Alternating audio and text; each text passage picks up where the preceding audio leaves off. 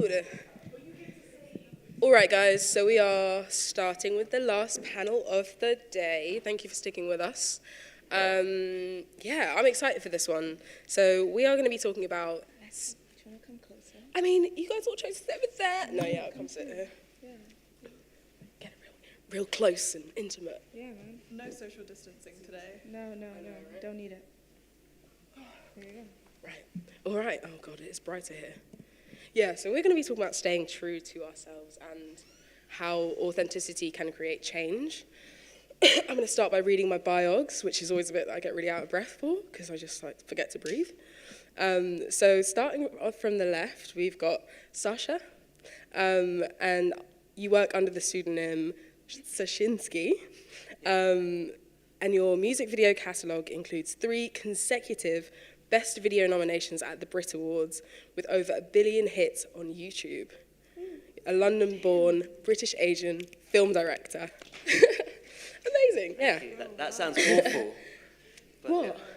No, it's just, it's like so un-British to be so braggadocious. No, but that's what biogs are for. That's like one thing we should adopt from the Americans. Yeah, we'll get into that, I'm sure.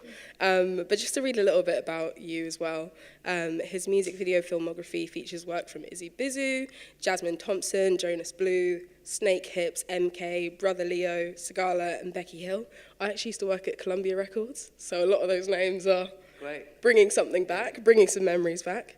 And we've got a lot here about you're a graduate of NYU's Tisch School of Arts, and you have narrative work that is emotionally charged and highly stylized.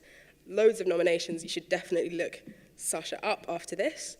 We've also got India, who is a London-based content creator, student, and aspiring presenter that isn't afraid to tackle social issues head-on.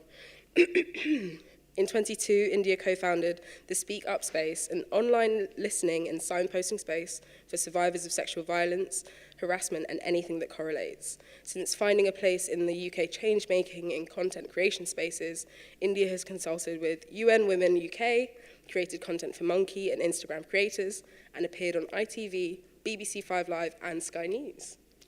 Amazing. Give it up for India. And lastly, we have Salwa Rahman. Is that have I pronounced that correctly? Yeah, sure. No, tell me, please tell me. Because I hate when people... It's Rahman. Rahman. Yeah. Perfect. Salwa Rahman. Nice to meet you. Nice to meet you. Yeah. I'm Natty. Hi. And you are a Muslim, British, Bangladeshi, multidisciplinary creative based in East London, where she focuses on makeup and beauty. As you can see from the absolute look she is serving right now. Being a beauty enthusiast, her work focuses on making makeup fun, while also bringing to the forefront a conversation about beauty standards, the expectation to be beautiful in modern society, and what that really means. Ooh. Her work has been featured in Dazed Beauty, Hunger Magazine, and Vogue Czechoslovakia, discussing the nuances of intersectional identity when it comes to beauty and makeup. All right, so now that that's out of the way, I think it would be great if we could start just by introducing yourself in your own words and just talking a little bit about what inspired you to take the path that you have taken and that you're on right now. Sure. My name's Sasha. I'm born and raised in London. I grew up in Acton in West London. My mum's Iranian, my dad's Indian. I went to a very strict school in West London where I was one of maybe 6 kids that wasn't white out of 120, 130 students. I knew I wanted to be a filmmaker from about the age of 13. I was inspired by classic Hollywood films, through my grandmother, through her love of cinema. I did some research and I discovered that my favorite filmmakers had all gone to the same film school. So I did everything I could to also go there. I did finally get there, which was kind of a feat in itself, to discover that film school can be a very elitist environment. Most of the people who go to film school are there because they can afford to be there. This is before the digital revolution. Moved back to London and started working my way up in the film industry as a runner.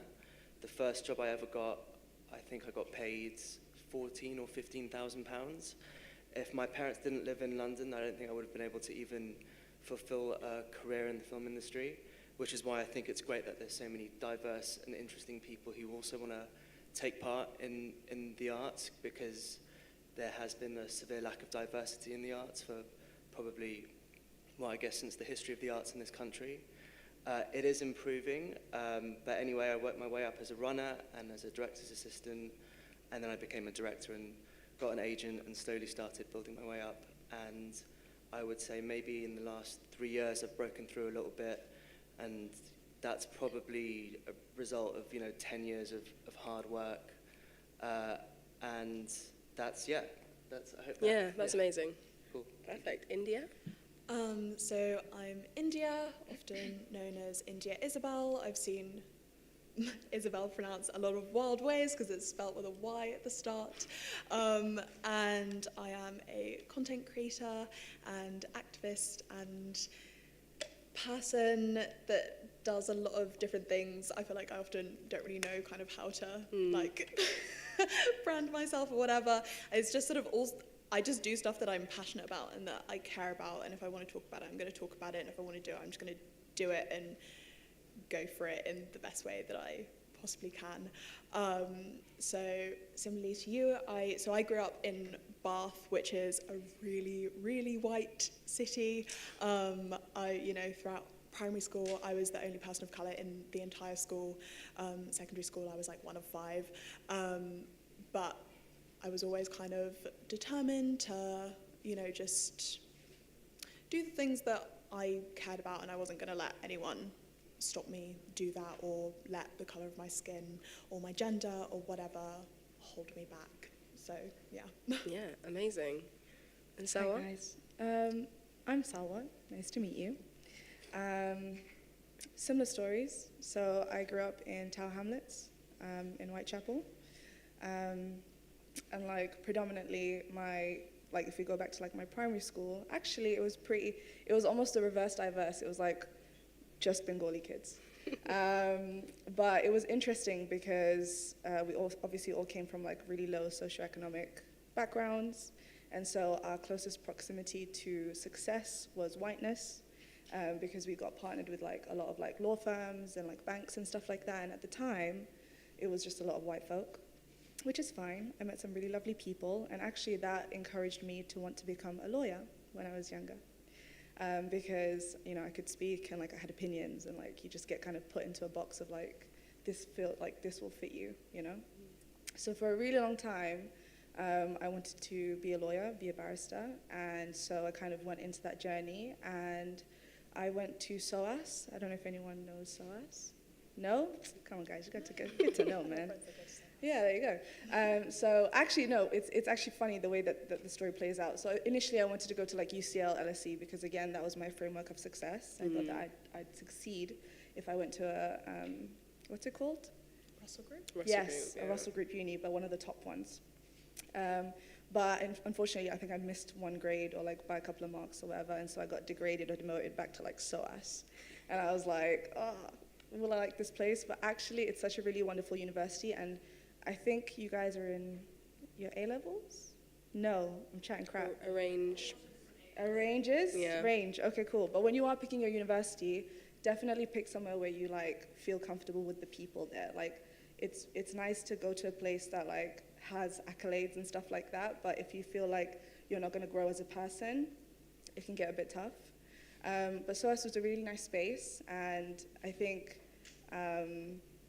in my second year of university, I had a mid-uni life crisis where I was at a networking event, and I remember this moment like it was yesterday. I was in a networking event, and I literally had, in those movies where you have an out-of-body experience and you're watching everyone move in really fast motions, and you're kind of just standing there watching everyone.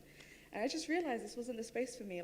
Who I was as a person didn't align with my career aspects and things like that. And I always knew that I was a creative person, but unfortunately, with the way that life was given to me, I didn't really have friends who were creative. I didn't really have avenues to explore that creativity aside from my makeup, because that was in my control. And so I kind of lent into that, started doing more makeup, started shedding kind of the skin of looking pretty and doing makeup to be aesthetically pleasant and things like that. And I just started going a bit crazy with the liners and the colors and all that sort of stuff. And sort of like dominoes, one thing led to another, and I think this was the rise of social media, and not even social media, but also just as I kind of lent into being more myself, more people recognized who I was, and then I could have those conversations, and one thing led to another, and I guess it kind of brought me to where I am now, which is doing really fun things for like print publications and random platforms. Amazing. So, yeah, that's me. That's great. And I think before we get into proper questions, I wanted to ask if each of you could just sum up what authenticity actually means to you in a sentence, just so we have like a baseline that we're then working off of. Should we start with you? I actually wrote something down because I knew I couldn't say it very articulately on the fly. So, because I made the mistake of being inauthentic for a long time. So, this is my answer to that. Hone in on that detail or that story that's unique to you, to your home life, to your ethnicity, to your orientation, to your family, to your way of being, way of thinking that makes you different from every other person in the room, in the city, in the country. Write the thing that you know, and if you do that, whatever you write, it's almost certainly going to be original. So Amazing. that's the best way I can put it. But what I'm basically trying to say there is, because I made the mistake of trying to mold myself to fit in, and I realized that a lot of my work as a result of that was inauthentic and not very memorable. And the moment I started spilling my own experience into my work is when it seemed to resonate in a completely different way. Yeah. I feel like I can't say it much better myself. Do you know what I mean? So, yeah, I would honestly very strongly agree with that. Yeah. Cool. Anything else? Yeah, 100%. Trust your gut, trust your intuition. I think that in a day where we're getting an overload of information, it can be really hard to be authentic because you see someone else's success and you might want to follow that path, and you might think that that's an easy way to kind of get known, get money, get validation, whatever. But one thing I really learned to kind of supplement my authenticity is to know my boundaries, is to listen to my body, and to kind of follow that with really strong intuition. So that would be that. Amazing. All right then. I guess next it would be great to hear a bit more about how you actually honed and tapped into and developed what is authentic to you specifically, and like that kind of personal ethos that manifests in your work. So what was your journey like that with that, Sasha? I got a project recently about, it was a very strange project. It wasn't one that I would normally gravitate towards, but it was about the first Sikh submariner in the Royal Navy.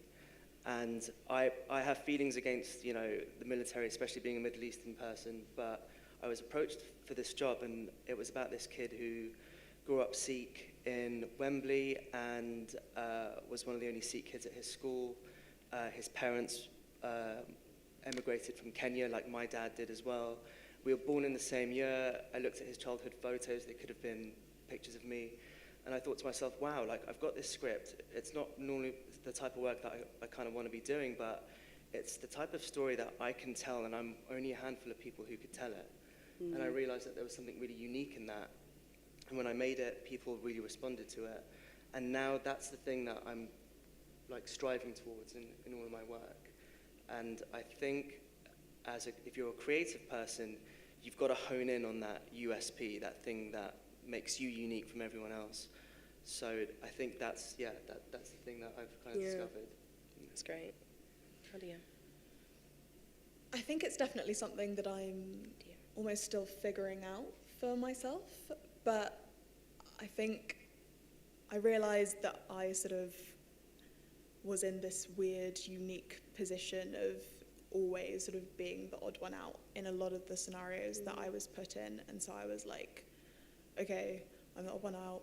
I've got all of these friends and none of them really like me. I'm in this school, no one here is really like me. But it means that I have different opinions, different experiences, and I think that other people could possibly learn from that.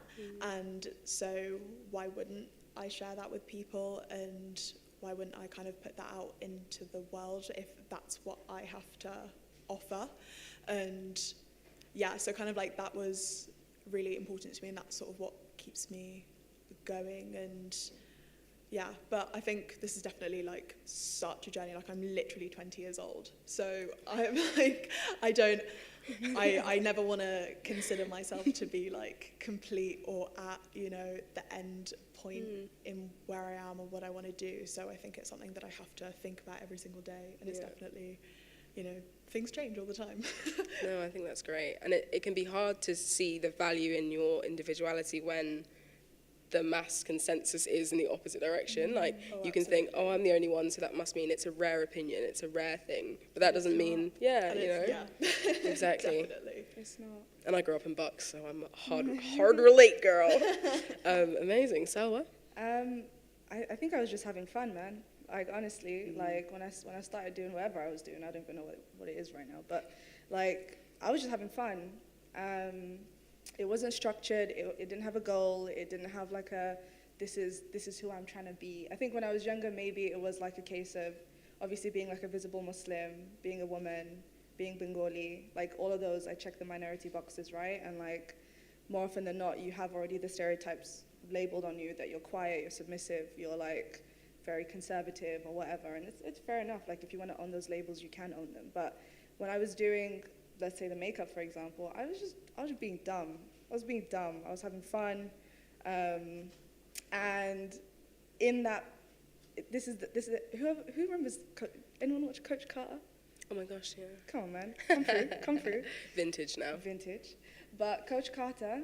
Some people looking confused. They're very young. Y'all need to watch a good basketball movie, man. What the hell? Guys, anyway. It's on the reading list for next time. It's on the reading list. I think it's on Netflix. I'm pretty sure you can watch it. But at the end, he obviously, like, I'm not going to spoil it for you. Actually, no, I will, a little bit. But at the end, like, there's a little speech that he says, which is basically when you like, fall into your light and when you're, like, shining at your utmost, that light falls into other people and allows them to have the permission to then light up themselves.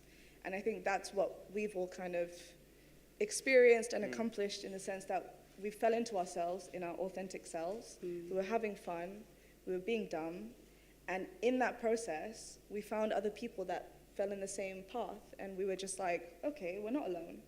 And we're not like the outlier, we're not like the anomaly. We've actually got people that want to connect with us, want to build with us, want to create with us. And it's in that, and in your like youthful energy, that like a revolution is bubbling. Do you know what I mean? So that's how I kind of fell into that. Salwa, I have a question for you. Of course. So how did your family react when you were doing something that's obviously very respectable in a professional context, and then you took like a hard right turn and changed? Yeah. Can I swear on this? No. No, of course not. They hated Safeguarding. it. They hated it. They really didn't like. They didn't understand it. They didn't understand it. It was one of my biggest obstacles. Especially like it's really strange when you don't have your parents' validation, especially when you're young, and you really want to like make them proud and stuff like that. And to this day, I still get comments of like, you could have been a solicitor by now. Like your cousin's like this person and is an engineer and they've just got this and they're in this high-powered job, and I'm kind of just like, I just made a reel. You know what I mean? They'll understand. One day they'll understand. Do you know what I mean? Yeah. So like they really didn't like it and they really didn't understand it, and I think it is that cultural aspect of like what is modest, what is right, what is appropriate, and I'm sure you can also relate to this, and you like our ethnic parents, and this is the biggest thing coming from our generation, I suppose, is like our parents had to survive. So they're in a survival mindset. So anything that's fun and joyful and like a luxury is just not a thing that they would opt into. So when they see us doing it, they're like, what the hell are you, how are you gonna live? How are you gonna feed yourself? How are you gonna survive, you know? Yeah. And they're just like out here like, I just wanna live and I just wanna have fun. So they weren't happy. And I guess it's also a thing of like the markers of success in spaces that they don't understand, don't have knowledge of. Like 100%. They might not even understand what it means to work with Nike or to like 100%. Get brand deals or all these things. 100%. So they're comparing you in like a different language almost. 100%. I wanted to talk a bit about authenticity and then where it coincides with like being accepted by an industry. Do you feel like you have to be accepted in your industry at all in order to be successful? And how does that kind of balance with that idea of staying true to yourself and like you being the very thing that makes you special? Let's start with film, because I'm sure that's an interesting one. That's a heavy question. It's a very heavy question. Well, okay. Why do we do what we do? I mean, there's so many different ways you can answer that. If you consider yourself to be an artist, some artists say that art is completely a selfish endeavor. It's something that you're doing for yourself as a means for expression. If you make something and people respond to it, especially in this age of Instagram and social media, of course, people know it's the reason why people are addicted to social media, and it has some amazing benefits, but some negatives as well. The way you feel when people respond to your work, whether that's a comment or a like or an award. But sometimes you can make things that you make purely for the sake of making it, or you can make things because of the way that they made you feel, or because you were trying to get your message out. And sometimes the thing that you make that you think people are going to love, they don't necessarily love, and the thing that you make or you made that you're not proud of is the thing that people respond to. So there's so many different reasons to that. But ultimately, what I've concluded is the act of making is the most important thing. Because if you get in your own head too much, you then stop making altogether, and that's when you stop learning. So, yeah, I think Facts. Facts. Anyone got anything to add? Oh my god, yes. So for me, I'm not that fussed about being accepted by whoever it is, whether that's, big organizations, big companies, whatever. I'm very pro-abolition, I'm very anti-capitalism. I don't like this and I don't like that. So for me, I'm not looking to get a seat at the table. I'm looking to get near the table so I can, get close enough to break it the hell down. So I think that, if you see something and you think it's unattainable, and if you want to be there and you want to see at the table, then go for it and you get that. But if you actually don't really like what's going on over there, you can make your own thing and you can do your own thing, go your own way. And to be honest, I think that's the most important thing, is doing what is right for you and what's important to you and where your morals lie and what is important to you personally, because I don't think I could ever work for certain people or do certain things, because that would go against every fibre of my being. So no, I don't think it's important to be accepted by certain groups or certain leaders or certain names. It's not important, as long as I'm happy with what I'm doing. Yeah. Salwa? No, I agree with all the points made. I think creatives are the outliers. I think we're the ones who see the world a bit differently and have our opinion on it. And the way that we hone our creativity is to speak an unspoken language that loads of people are feeling, right? And that it's not always going to make you successful, It's not always going to be the big paying job, 6 figures, whatever. It's going to be trash most times, I promise. But where you find success is where you have connected to someone. Where my whole thing, when I first started doing makeup or whatever as a joke, by the way, was when I started getting people approaching me and saying, hey man, I would never do that. I could never do that. But you did it, and that encourages me to do it. And it inspires me to do something. And I think in that single act is where I found success. And I followed that path. Which I know sounds really hoity-toity, and we have to survive and we have to live and we got to eat. So by all means, most creatives have a retail job. Do you know what I mean? They have a side hustle to fulfill the basic living criteria so they can run away and create and stuff. So it's never going to be a case of I'm going to be a painter and I'm going to be the sickest painter and I'm just going to be in Freeze Art Fair and stuff like that and be in books and shit and whatever. Sorry, I just swore. Second one today. No, you're not the first though, so it's fine. Okay. Yeah. The S word isn't much of a swear anymore. There are 13-year-olds in here. So I'm sure they've heard worse. So yeah, just to round it up, it's in that is where you find success. I think about what success means to you. If it is the money, chase the money. See how you feel about that. If it is the love of making, as Sasha said, follow that. See where that comes. There is no structure or parameter as to how you want to feel successful. Yeah. And you will learn as you go along, I promise. it's really not like a cut and dry journey.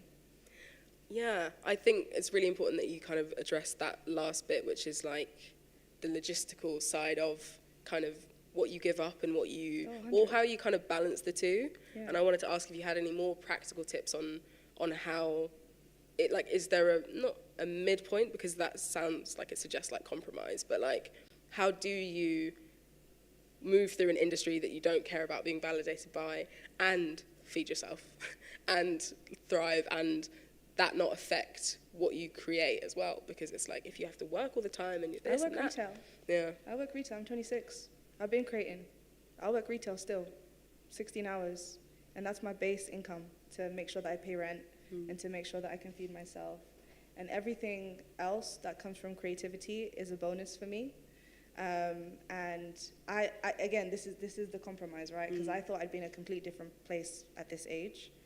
But what I have realized is how much I've grown as a person. The people that I've made connections with, the projects that I'm working on right now are really cool. And compromising that 16 hours to do that gives me the playtime to really have fun with everything else that I'm doing. Do you know what I mean? Because I know that at the end of the day, I've still got like $1,000 coming in every month. Do you know what I mean? So it's fine. So I think it doesn't sound glamorous. Like, I'm not coming here to like be like, oh yeah, creative, it's great. But that's the life, that's the hustle, you know? You have to be prepared to put some graft in, because we live in a capitalist society, man. We've got to pay something, do you know what I mean? Like, so it's never going to be like, I'm an artist, I have exhibitions. Like, people, more time you'll find like these creatives are working retail, do you know what I mean? Or work in some type of like 9-to-5 office job, and then they do this on the side. I'm sure you met Nuz from Huck That, you know? She's in civil service, but then she's doing like henna for like massive like music stars. Do you know what I mean? So there's a balance to it. Yeah, literally same. I work retail, I work for a charity. I might end up working at Wimbledon this summer because I was like, oh, that'll be a bit of money, that should be fun, you know, like, you know, you ultimately do have to feed yourself. I live off my student loan most of the time. And for me, like, any work that I get in, is a bonus and, you know, something that I really value. But it's like, I also do my own thing and, you know, make my own time to do my own things that I enjoy that's not paid. And, you know, I'm able to do that because I work. And it's really hard as well when you're young to be like, oh my God, how do I like balance my, you know, learning and my working, and then also the stuff that I like want to do in the future. And that, like, it is tough. Like, I do that now, I've always done that, but it is so doable, even if it's waking up an hour earlier and watching that YouTube tutorial on how to edit videos or whatever. You can find the time and you can find the space, but it is tough, and it's not glamorous and it's not like all amazing and sunshine and rainbows, you know, we all have to admit that, but it's so worth it, really, really worth it. Sasha, anything? Yeah, I mean, I don't really have much more to add to that. It's like, it's always going to be... Are you full-time directing now? I am now, yeah. And how long have you been doing that? So, I'm showing my age now. So I'm in my 30s. Cute. And even at the age of... I remember that actually on my 30th birthday, I took a job as a runner, basically, which was making people tea and coffee. And that was like quite a low moment. And I was like, oh my God, I can't believe I'm still doing this. But you get over that stuff, because if you are, I mean, you get to a point where if you are going to be working in the creative industry, where you're going to see people you went to school with kind of overtake you at certain milestones. You know, they're going to be able to go on holiday when you're not. They're going to be able to, I don't know, move out of home and buy a car and do things that you're not going to be able to do. You will get there later, but you just have to keep believing in yourself. But when you do eventually get there, you feel great. It feels good. I mean, they say that if you have a job that you love, you'll never do a day of work in your life. So that's the thing you're going for. So most of my other friends who had normal jobs, while they had like money and nice clothes and would go on nice holidays, I'm not sure they were necessarily happy. But when I was doing what I was doing, when I was on a film set, you know, I'm happiest when I'm on a film set. Yeah. So those are the, you know, and that makes me happy as a person. So those are the things that that you have to deliberate over. But if you know what you want to do and you love doing it, you have to go for it. But it will take a long time to get there. Like, if it was easy, everyone would do it. So yeah, it's just about give and take, you know? As soon Yeah. as you said that about, you know, this is what I do to support my creativity, I was like, and that's what other people do in banks, you know? They do that to support the fact that they want to buy a house. Ill, don't even know what that's all about. All the hype. Overrated. Like, be a homeowner and have a car. Buy designer clothes, or whatever that means. I But don't need that, whatever. yeah, you know, it's like, it's how you want to define your life. So, yeah, that's a really good point. I'm glad we kind of acknowledged that. I wanted to talk a bit about gatekeeping, because I think that's something that, again, like, stops people from being able to see themselves in creative spheres, people who are a certain age or, you know, haven't had access. How do you think that each of you and other creatives can stop gatekeeping and also actually just make space for more creatives within their field? Let's start with you, Sasha. What I know now, which I wish I knew when I first started in the industry, is is that you don't need anyone to say yes. You don't need anyone to pick you or pick your idea or commission you. If you have something to say, you just have to go out there and find a way to say it for yourself. And a lot of people who don't see themselves up there on the stage, whatever that might be, have had to like make their own space. You know, I think things are much better now than they were 10, 20, 30 years ago, where you would need commissioners or agency producers or the same kinds of people at each part of the industry commissioning you. But now it feels like if you have something interesting to say, you will be able to build your own audience. Yeah, hope that answers the question. Yeah, I think that's a great answer. India? I mean, to be honest, I feel like this is even part of, you know, not gatekeeping, by having something that is free and you can all come and, you know, make connections with each other. That's the thing, like, connect with each other. If you see someone in here that you've never met before and never spoken to, they might be able to connect with you in some sort of way and help you do your creative thing. So chat to each other, make sure that you're doing that, because that's so important, to be able to be put into a space where you're with other people that care and are creative, because that's one thing that I always wish that I had, was to be able to be put into a space with other people that were like-minded and cared about the same stuff that I had. So ultimately, talk to people, be open, don't be shy about what you want to achieve, because likely it is you're only ever like 2 handshakes away from someone that you really need to be near, right? I like that. So, you know, that's all I can really say, is be open. Like, you know, if you have a question for someone, DM them and ask them, send them an email, send their manager an email. It's always worth asking, because, you know, yeah, a lot of people aren't going to respond, but someone might. Yeah. And it's just, I always think it's worth asking. The amount of times I've like messaged people and been like, hey, can I get help with this thing? Like, do you know about it? And I just thought, okay, cool, like, we're going to put it out there, and they probably won't respond. But then they have. Yeah. So it might seem a lot of the time like stuff is being gatekept, and a lot of the time it is, but not always. So be open and just be confident, and don't shy away from telling people about what you want to do. Yeah, I think that's been a theme today in terms of like reaching out, and if you don't hear back, it's not personal, it's not about you, it's just about casting the net as wide as you can. Yeah. Anything to add, Salwa? Yeah, I was gonna, like, example, one of my friends is a photographer, and she's not like got a massive profile and stuff like that, but she literally DM'd like a music artist manager on Instagram, and I was like, hey, you guys have any jobs? And like now she has been signed to be her photographer while she goes on her European tour. And that was just through a DM. Do you know what I mean? So like the power is there, the power and communication is there. And I was just gonna add, like, gatekeeping is a direct kind of consequence of this idea of scarcity. Like this idea of like not enough, there's not enough, oh my God, there's not enough jobs, there's not enough ideas, there's not enough people. When in actual fact, there's an abundance of all of that. There's an abundance of resources, abundance of ideas, of creativity, of opportunities. And I think that it's just a case of being open, sharing your skills. I'm currently working on a project that actually tries to connect artists to share like some of their foundational skills in the craft that they're in, so that people who might want to get into something will have something to learn from. Do you know what I mean? So if someone comes to you and they're like, how do you do that? How did you do that? Why are you gonna hold that to your chest? They're not gonna take your place.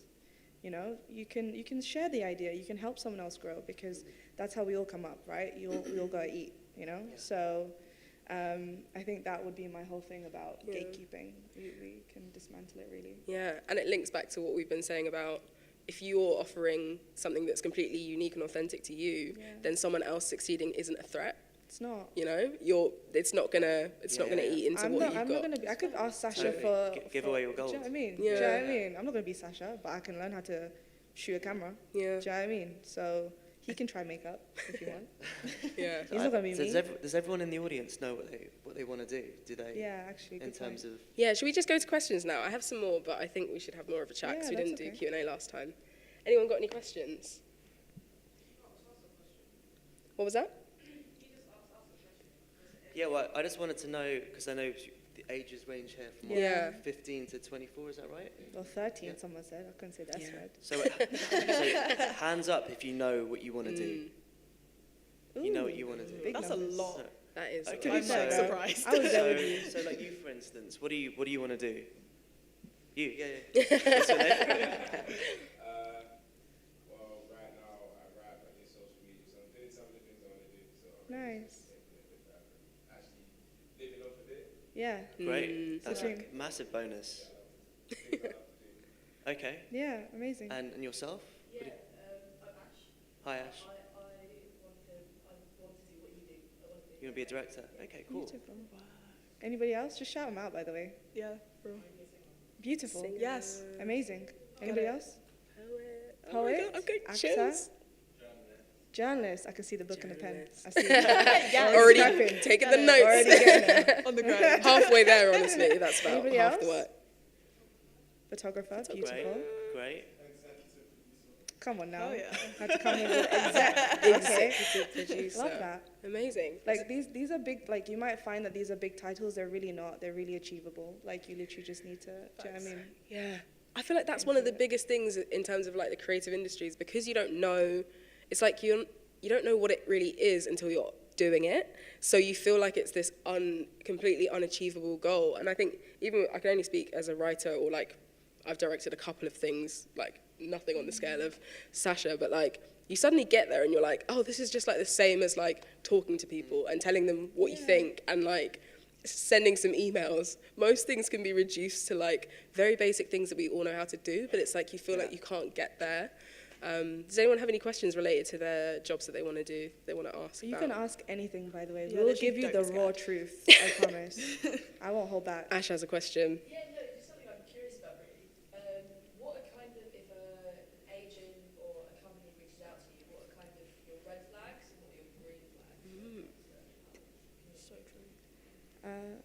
So You start. who? You. Me? So never like one of the key things, you never pay up front for an agent. Like if they come to you and they're like, oh yeah, come to our office, but it's 150 to like have a consultation. No, that doesn't. They're trying to scam you. More time, what you'll find is someone will approach you. They might DM you, they might email you. Always try to get emails. It's a bit more professional. And then what will happen is they'll set up like a little meeting. They might take you out for coffee to talk about your work. And in that situation, just before then, it's like going into any like kind of job interview. What you'd want to do is you'd want to like research the agency, see like who they represent, what their website looks like, maybe some of their talent that they hold. If there's anyone that you like also that you've like seen their work, like look at the talent's Instagram. I've actually gone and then DM'd some of the talent and been like, hey, I've been reached out by your agency. I see that you're signed by them. How do you feel about them? Like, do you like how they represent you? Do you enjoy it? And then get their feedback and then take that all with you. And like, basically, like these people want to represent you. You're going to be a paycheck for them.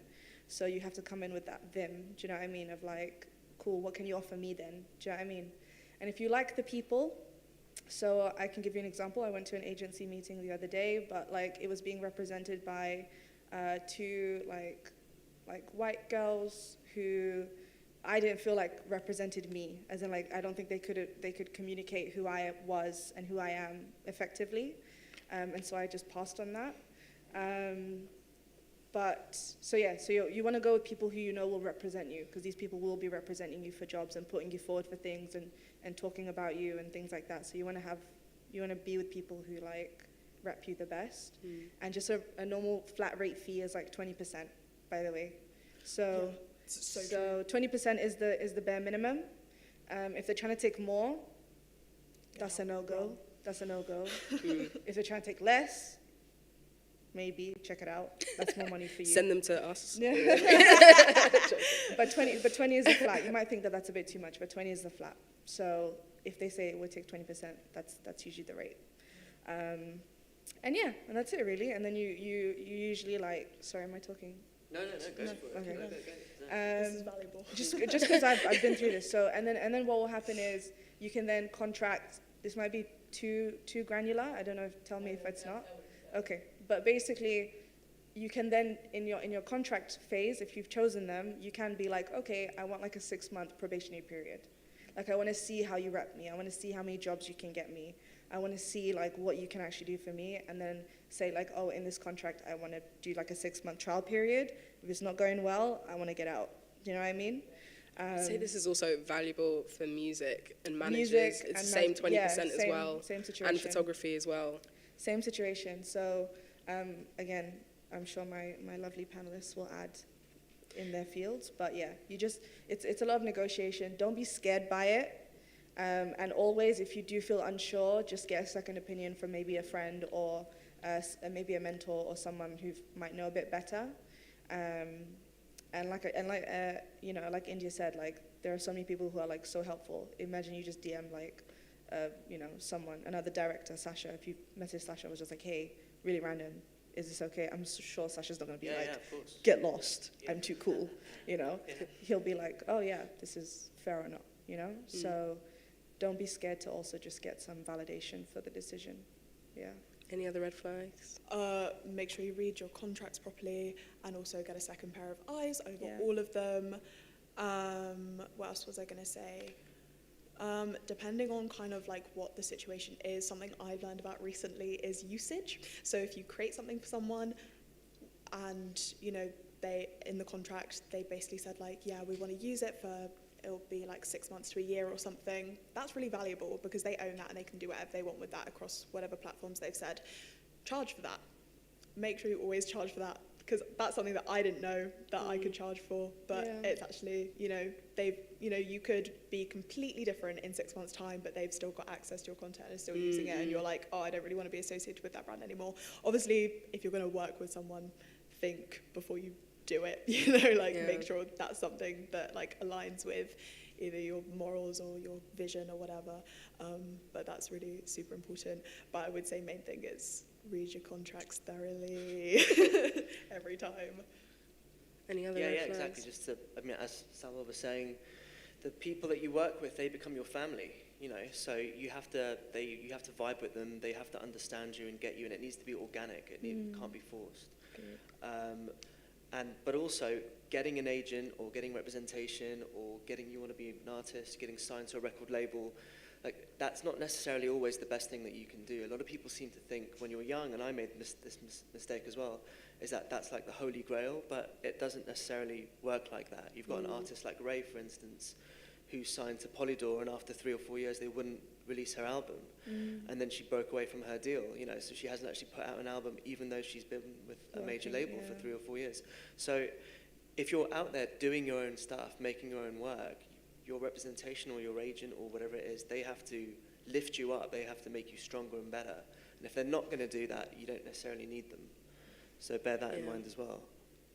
Yeah, I think that's great. And it's like good to have a sense of yourself outside of, I'm signed to these guys, they think I should do this, or this is what I need to do to be successful on their standards, like... Yeah, also the other thing is they're not going to get it for you. You still have to go out there and get it yourself. It's not like you get an agent and then you can just sit back and the phone starts ringing. It does not work like that.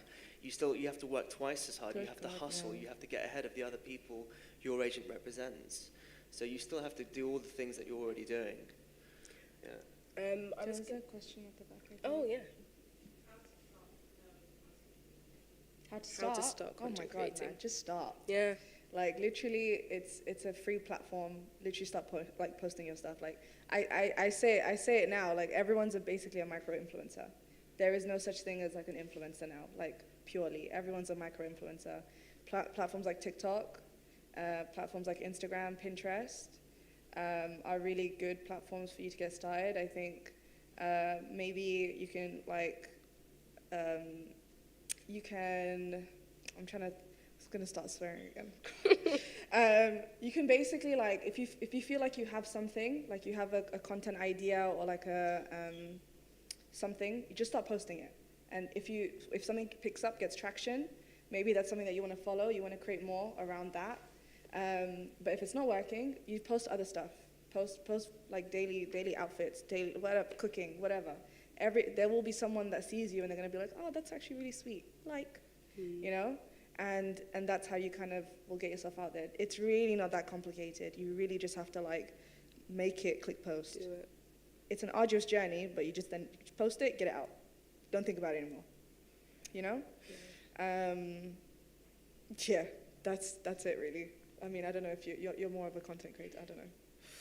I mean, that's the thing is that like I didn't even like intend for it to happen. That's how easy it can be.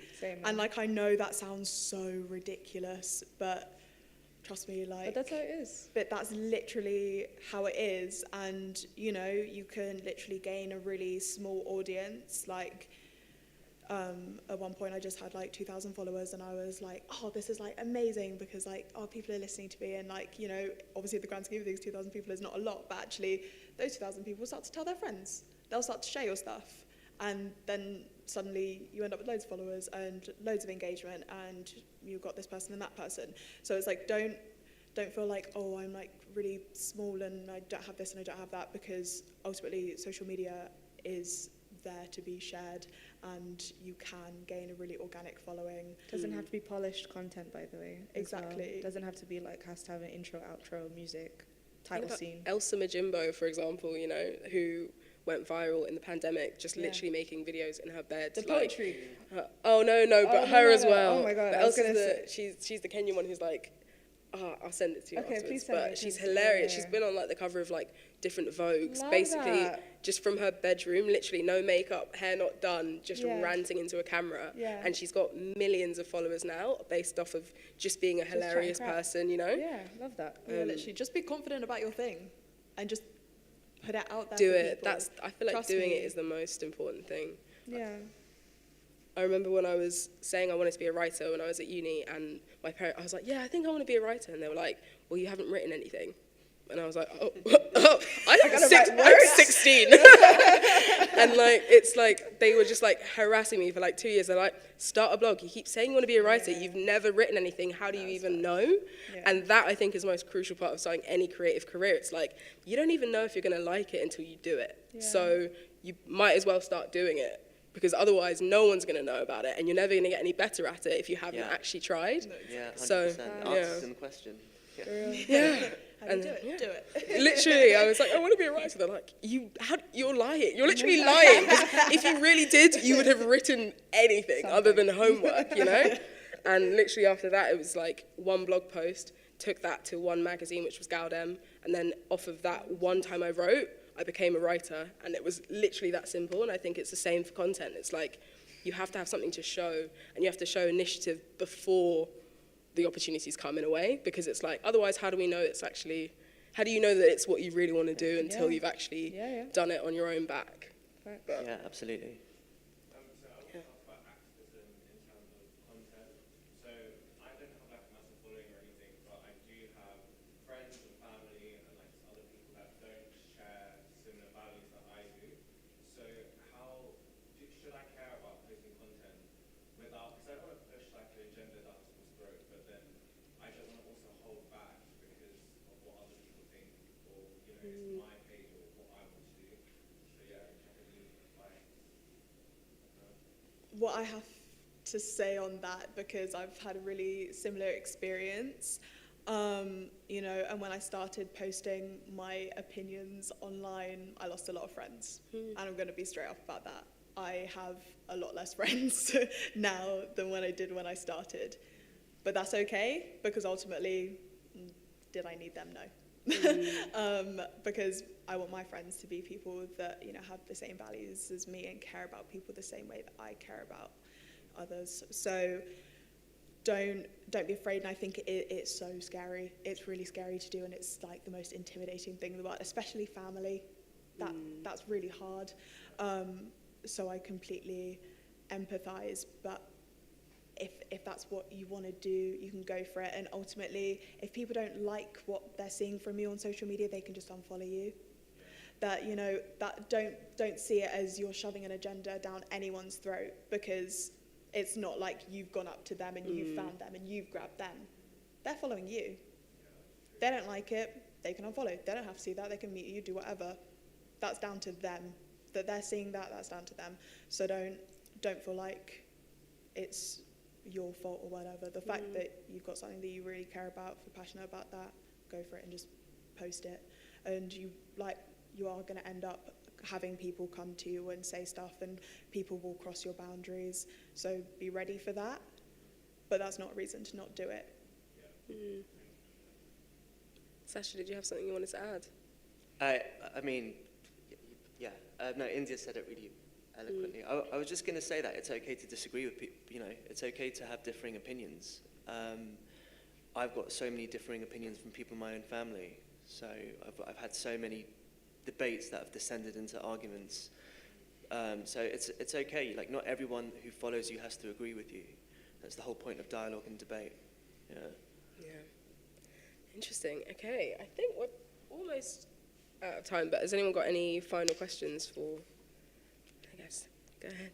In regards to authenticity,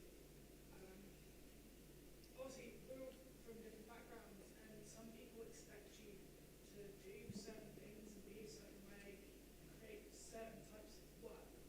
So how do you navigate around that? Because obviously when people are pressuring you to do a certain thing, you feel like you need to do it, but at the same time it's not going to be authentic because it's not what you want to do. So can you give us an example? So when I was at uni, I was one of 3 people of colour on my course. So I went Bristol Yeah. uni. So I get the whole band.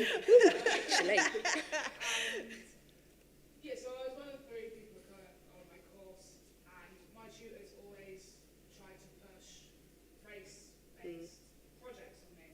And that's, I like fashion photography. Yeah. You're like, I just want to take pictures of fashion. Yeah. To do with that, the fashion industry, but it's not where my work focused, and it wasn't the centre. Yeah. Yeah. Yeah. But I was coerced into doing some of these projects, and they were awful. Yeah. They Yeah. would never be seen by Yeah. anyone but my lecturers. But it's like, how do you fight that pressure so that doesn't happen? Yeah. I think in terms of an institutional space, it's a bit tough because you are, you know, it's your lecturer and like this is your grade or whatever. What I found kind of in the working world is I just say no. Or I push back and I tell them the image or the idea that I want to produce and try to find a compromise. 100%, that still exists very heavily because I think as a world we're like, it's easier to digest labels, it's easier to understand them, and so that's kind of, and it's easier to sell labels, you know, and so that's why we're kind of put in those boxes. But there is no harm in you saying no, and there is no harm in you pushing back or like reinterpreting the idea, and sometimes you will have to be like, listen, this is my idea is better, here's why, right? And just hope that they accept it, and if they don't accept it, as we've previously said, it's fine. Like, S word happens, you know? Like, someone else What's will the S word? It's the one that I said before, but no one lets me say. But it happens. Someone else will pick it up. Another brand will pick it up. Another company will pick it up. You'll do it yourself, and someone else will find it interesting, and they'll pick it up, and maybe Galden will want to cover it, you know? And so it's really just about owning that space, owning that boundary. I will not lie to you, though. There have been a few times where, like, I have been the token hijabi for the bag, like, because I need money. And those are wait, what was It's that? balance, isn't it? Yeah, Come for on, real. secure it. You have to. I'm not gonna lie to you, and I'm not gonna say like I'm this like alternative. I want to be different, and I want to be like always like at the forefront. And Of course, I want to be all those things, but as a creative, you will have to pick and choose your battles sometimes, and sometimes survival will overtake the need to push away from the narrative. Sometimes I'll need a job and I'll need some money, and so I'll happily co-sign to being like your like hijabi model or something like that in a certain campaign that, you know, whatever, right? And that's fine. I'm different. Sometimes you're gonna have to be like, I'm same, money, cool. I'll be different later. Pleasure Do you know doing what I business mean? with you. Yeah, layers. Take the Yeah. money. You got to finesse in loads of different ways, and sometimes by like being part of what is culture and what is the norm. Sometimes that's a finesse in itself because you're still being a rebel inside. Do you know what I mean? It's like your intentions. So I think that's probably my answer to that question. It's a give and take. But I'm going to pass it to my wonderful panelists and see. I think it's such a tricky thing, and I've struggled with that so much because I'm like, oh no, what if I dress a certain way and then people don't like that? Or what if I like talk a certain way and people don't like that? Da da da da da. But it's just, you have to really think about what you need. And with anyone that is either at uni now or is going to uni, if someone tells you to do your project on a certain thing, remind the uni that you're a customer. I'm paying. You Sorry, pay it's too them. much debt. It's too much 9K. debt to be playing around. So don't let them push you around and tell you what you have to do. Of course, there are going to be certain limits when you're given a project. Obviously, that's the way it is. But if you're able to choose the topic and they're trying to push you in a certain direction and you don't want to do that, don't do it. You're the customer. They owe you. They owe you. Okay, I'm at uni now. They owe me. If you don't like something, you ask for that to get changed because you're paying 9K for that. And again, like you said, yeah, there are going to be some things that you don't really want to do and you're not that passionate about, but you need the money. That's okay to do that. I've done that during Black History Month. I'm in my bag, you know, because... Ramadan, I'm in my bag. Hello. But... You know it. Like that's okay. That's okay because Yeah. ultimately, you know, my blackness is still part of me. That's still something that I really care about. And so, cool. Yeah, fair enough. I get paid for that. So it can be a bit give and take, but ultimately, depending on the position you're in, you can just assess the situation. But don't let anyone push you around. Yeah. Anything to add, or you good? No, that was amazing. Yeah. It is sometimes be like, I'm not going to do that because I'm not the best person to do that. That should be a space for someone else who feels really passionate about it. And if I was to do it, I'd do a bad job of it. Like you're saying with that project, like it's not worth it to put out something that you won't be proud of or that doesn't feel right sometimes. But also if you can use it to benefit you and as a boosting platform, sometimes you can do that too.